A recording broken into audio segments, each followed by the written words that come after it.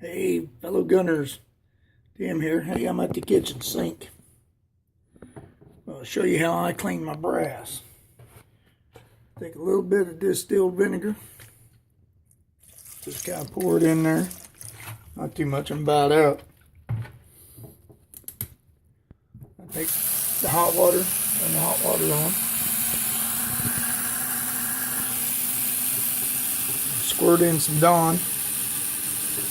Hey, if it's good for the baby ducks, it's good for my 45 ACP casings.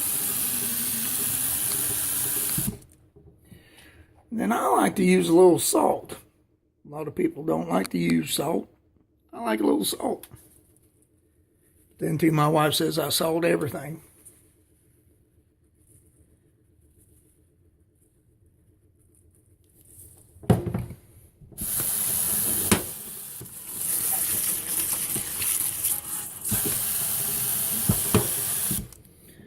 And then I'll just, water ain't really hot.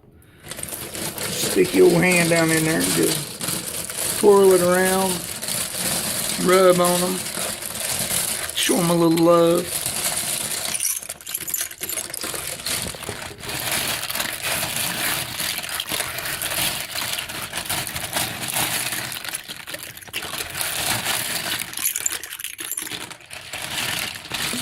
Sometimes still using vinegar, I'll use lemon juice. Lemon juice works real well too.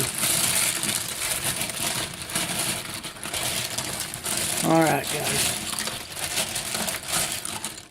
Now, I do this every 30 minutes or so. I'll come in and rub on it and show it a little love. And then they come out pretty clean. Then I'll dry them real thoroughly, and then I'll throw them in the vibrator laboratory tumbler and just put a little bit of polish on it. See you guys.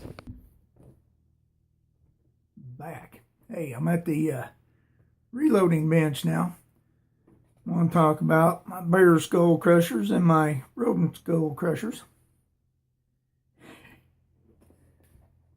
Alright guys, you know I've been trying to find a load for this 95 grain 38 special with green dot. Telling you, it is a total failure. I am going to abandon the 38 special 95 grain green dot loading. It actually got worse. Now, I told you I was going to start at 4.2, 4.5, 4.7, then up to 5 grains. It actually got worse as I went up. I can't explain. I don't know what it's doing. I've never seen anything act like this before. This whole green dot experience is new to me. But I even had one that had a delayed ignition, like you was using a black powder muzzle loader and the primer nipple was getting dirty. The primer went off. I was like, oh shoot, it didn't even do anything. So I'm thinking, man, I've got a bullet stuck. And about that time it went boom. I was like, what? Yeah, I've never seen anything act like that. That was with the 5 grains. 5 grains of green dot after shooting the 4.2. Actually, it didn't work at all, guys, really, with the lighter loads, but it actually worked better with the lighter loads than it did the heavier loads. I don't know if that is one of the bullets I shot. See the rifling? The cardboard, it went through the cardboard target. You know how you fold the cardboard up? It hit that and stopped it. Never had a cardboard bullet trap before. Yeah, and these are the ones that I loaded 5 grains of green dot in. So, yeah, it's a total failure, guys. Going back to red dot on the with the 95 grain bullet. I had good luck with the 5 grains of red dot, and that's where I'm going to go back to. Now, let's get to talking about the old ACP. This was loaded with 5.5 grains.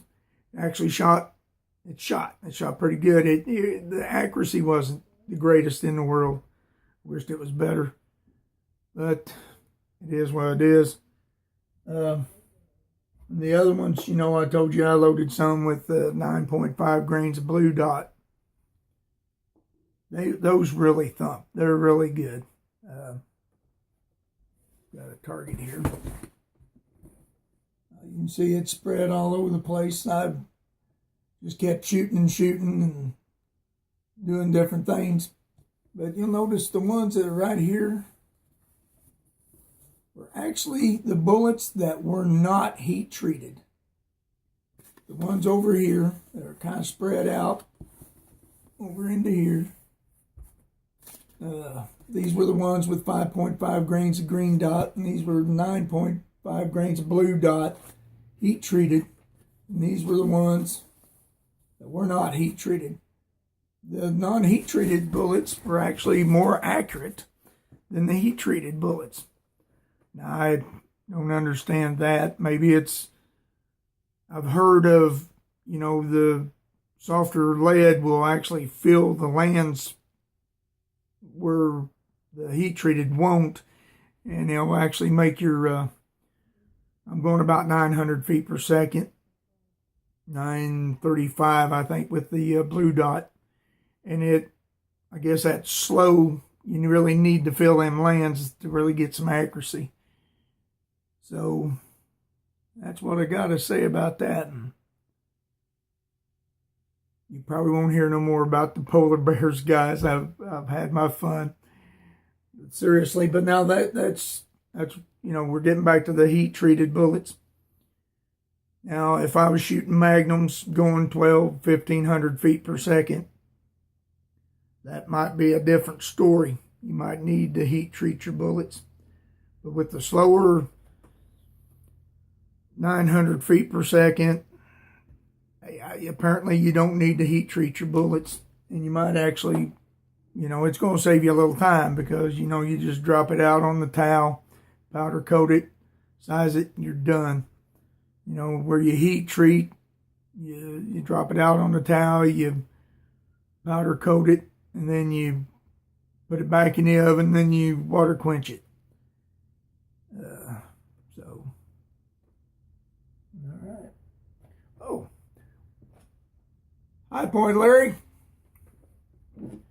I was using the old JHP. Now, I do not think that stands for jacketed hollow point. I think it actually stands for just high point. That's my opinion. I don't know. That's what I was using for the test gun today, for the 45. Now, when I first got this gun, it recommends that you load the magazine and leave it loaded so you can press the springs. Well, I haven't done that in a long time. I've left it unloaded, and I'm starting to have trouble with the first two feeds out of the magazine after the first cycle. So I'm going to go back to compressing the springs and seeing if that solves the problem. It might actually be this bullet design. The gun might not like that bullet design. I've never had trouble with my 200 grain bullet, my Lee flat point.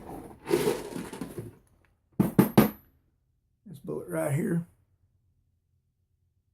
I've never had any trouble feeding that.